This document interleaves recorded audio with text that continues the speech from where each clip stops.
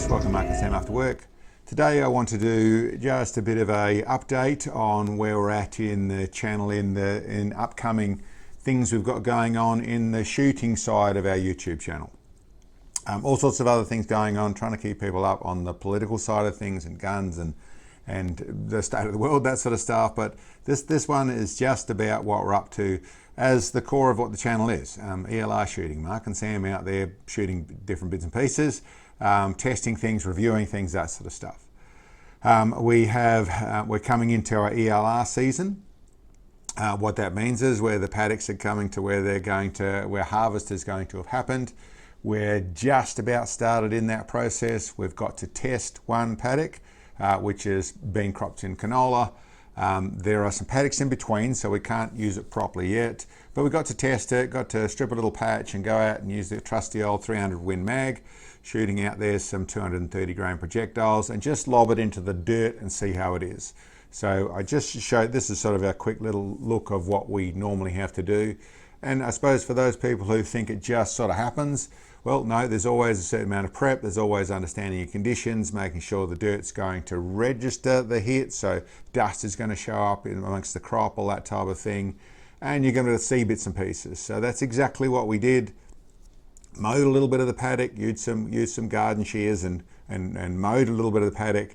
Then drove around. It's out at like just 3,100 yards, depending exactly where we shoot from, but that neck of the woods. So good sort of distance to fit things in. And then went up to the top of the hill where we shoot from. Well, it's not the top of the hill, it's the little plateau. I'll put a little demonstration on there as to what the actual topography is, what the actual height is, where there is a little bit of drop in the shot, nothing ineffective, that side of things. It's very much across a valley. That's why we see all the different winds and bits and pieces we see around there. But you can see good wind on that day as well. Ended up having to allow for about 35, 38 minutes of wind to get onto target. Oh, beautiful, in the patch. It looked like front edge, about a third. Yeah, there was good dust in there, but wasn't it? Yes. Yay. So not uncommon, but it tested and worked well. What we want to shoot out there, well, there's various things. Stuff that we didn't quite get done, stuff that didn't have good conditions, bits and pieces, and some of the old reliable ones. It's good practice, it's fun to do, takes a lot of skill in spotting and shooting and ammo and all those bits and pieces, but it's also the stuff that we like to provide in the way of the what we consider the best of our content, I suppose is what you'd say. Other projects that are on, you would have seen recently the 300 Blackout in the Southern Cross Small Arms Taipan Evo, just a little 16.5 inch straight pull rifle. It's I suppose what similar to an AR-15 is sort of the concept of it. We're not allowed legally the semi-automatics to use for this sort of stuff over here. There probably is a little bit of inherent accuracy gain out of the fact that it's just a trigger pull. There's no action happening as that bullet's leaving. So probably maybe a tiny bit on that sort of front, but it's really what we could get in that format. And if you're going to shoot something designed for the AR-15 platform like the 300 Blackout, well, why not use something like that? And then these people are suggesting, we've shot it out at, we've shot it out at 1,000 yards. Shot very easily out there, was quite easy to do. Running 155 grain Sierra Match King in the Palmer projectile, so a 0.515 G1 ballistic coefficient. So sort of good bang for its buck and fit in there with decent powder on those sort of bits and pieces.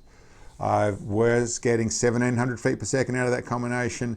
A switch powder, gone to a 2205 in the ADI powders. We're up to with a similar amount of powder. We're more pressure. We're right on the edge of pressure, but seeing the 2,000 feet per second. And so we're going to stretch that out. Whether that's 1,500 yards or a mile, we'll see. But that's going to come out of that little combination, out of those little fellas doing that. And people saying we should use subsonic and do something at 1,000 yards. Listen, maybe we'll do that test as well. Run a heavier bullet, slow it down. We can't legally run suppressors over here. So is it worth that effort for slowing everything down that much? Listen, maybe something we'll try. But yeah, the 300 Blackout is one of the things that's coming. Another thing that's coming which we showed you a fair while ago, was this F-class style bipod. This very nicely machined piece of gear from Tier 1, which we planned to and said we would, where we're going to be shooting at ELR. So we'll do that at the 3,000 yards. Something I'm much more familiar with, my pressure and the swinging of the bipod, that sort of stuff. This is really made about the little skid, that sort of stuff. So we'll set it up and give it a crack at that. But this is a very, very nicely made system, which I'm looking forward to being able to use and show off. So there's the Tier 1 bipod. We also had here this optic from in the 7-35 in the DNT classic optic. So good elevation, all the bits and pieces. Shot it out at not too much under a mile. I think in decent conditions, like we try and set up for our ELR sort of stuff, I think we'll pull it off. So we're going to give it a crack at using this very budget-friendly scope at the 3,000 yards and see what it works like. It's certainly dialed accurately, good structure, all those sort of bits and pieces. Got all the features. Is the glass up to it and be able to see properly out there with what we're trying to do?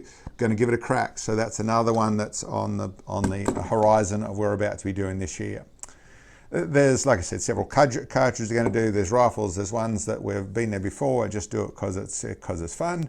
But that's another one of the review side of things. On the DNT side of things, it's day and night. What they do a lot of and are very good at is the day and night optics. So it's a thermal optic with daytime vision also. So you can switch between one and the other. Where there's picture in picture, there's all the range finding and bits and pieces. They've also said, listen, what they'd like to see our comparison, not that we're thermal experts by any reason, by any fashion, but between their a bit more costly, but finer resolution, more powerful scope in the 635R. Yeah, 635R versus the 335R. So a couple of day-night thermal vision, daytime vision, digital optics with range finding, basically very, very packed with features, these pieces of gear. But I look forward to being able to have a little play with these two fellas, do a comparison and show you the video, show you what my thoughts are on that side of things. So that's the list of bits and pieces that we've got just around the corner. Looking forward to being able to show that sort of stuff and a season. As you saw out there, the paddock is registering nicely, so it's working well. It is something to keep in mind for if you're looking at doing ELR sort of stuff. This is the sort of process we go through no matter where it is. We make sure it's going to work first. Don't set up everything and then get really disappointed because you can't see a damn thing when you fire it out there and you can't see an impact and so, okay, what's going on? It is as complicated as, it is as complicated in all the fashions it's needed, but it's as simple as being able to see where your misses are to be able to get to where you can move them into hits on target. Very important feature. Knowing your dirt, knowing the wind, knowing the bits and pieces, but testing is really the only way to get it done. Anyway, guys, that's a list of bits and pieces, just a short video. There's lots of other things to come. If you've got a product you'd like to see on our channel, like to see a review or being used in the ELR stuff to show what your product can do, listen, contact us. Our email below is below the video. And yeah, listen, as long as it's in the genre in some form or other, it works, it's a good product, all those bits and pieces, then very happy to show it off for you. So yeah, get in touch. Other than that, listen, thanks everyone for supporting us and being with us. We hope to have a good season coming up. There are some pressures of social media bans and things coming on here, which, listen, I don't know how much it's going to affect what's going on. There is the world is trying to stop everyone talking to each other for obvious reasons. Listen, this isn't a political video, this one. We'll go back to that. I'm trying to do on that front, one every couple of weeks, trying to inspire people to get part of it, work at it, a pushback, be part of the solution, be part of being on the right side of the fence.